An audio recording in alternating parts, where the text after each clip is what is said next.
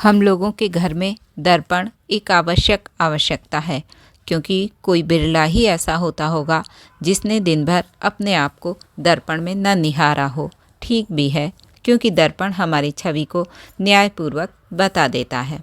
किंतु दर्पण में जब हम खुद को निहारते हैं तो उसका स्वच्छ और बेदाग होना जरूरी है, तभी वह हमारी छवि को सटीक बता सकता है।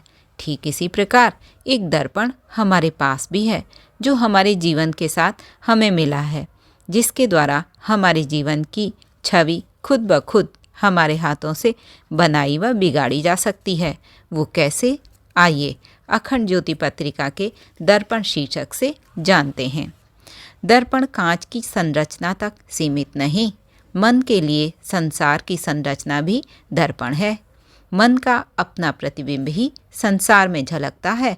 फूलों के लिए सारा जगत फूल है और कांटों के लिए कांटा। मन के अनुरूप ही संसार में प्रतीतियाँ और अनुभूतियाँ होती हैं। जो स्वयं में नहीं है, उसे संसार में देख पाना असंभव है। दर्पण में अपना अस्तित्व ही प्रतिबिंबित होता है। जो नहीं है, उसे दर्पण में भी नहीं देखा जा सकता। एक अजनबी किसी गांव में पहुंचा।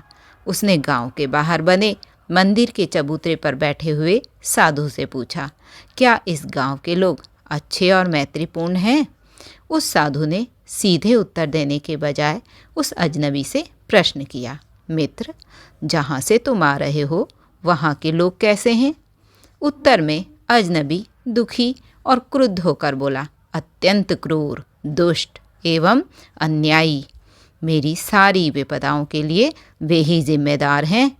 इस पर साधु ने थोड़ी देर तक चुप रहने के बाद कहा, यहाँ के लोग भी तुम्हारे लिए वैसे ही साबित होंगे। उसके चले जाने के बाद एक दूसरे राहगीर ने उस साधु से वैसा ही सवाल किया, यहाँ के लोग कैसे हैं? इस पर साधु ने कहा, मित्र, क्या पहले तुम यह बता सकते हो कि पहले तुम जहाँ रहा करते थे वहाँ के लोग कैसे थे? इस प्रश्न को सुनकर उस राहगीर के मुख पर उसकी स्मृतियों का आनंद छलक उठा। उसने कहा, वे बहुत ही प्रेमपूर्ण और बहुत दयालु थे। मेरी खुशियों का कारण वे ही तो थे।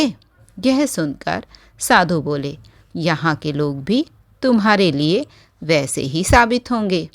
वह राहगीर जब आगे बढ़ गया, तब साधु के पास बैठे व्यक्ति ने उससे पूछा, आपने एक ही गांव के लोगों के बारे में दो विपरीत बातें क्यों कहीं? साधु ने मुस्कुराते हुए कहा, मैंने एक गांव के लोगों के बारे में नहीं, बल्कि दो विपरीत व्यक्तियों के बारे में ये विरोधी बातें कहीं। संसार दर्पण है, हम दूसरों में अपना ही प्रतिबिंब देखते हैं। जब तक सर्वत्र सत्य, शिव और सुंदर के दर्शन न होने लगें, तब तक जानना चाहिए कि स्वयं में ही कोई खोट रह गया है।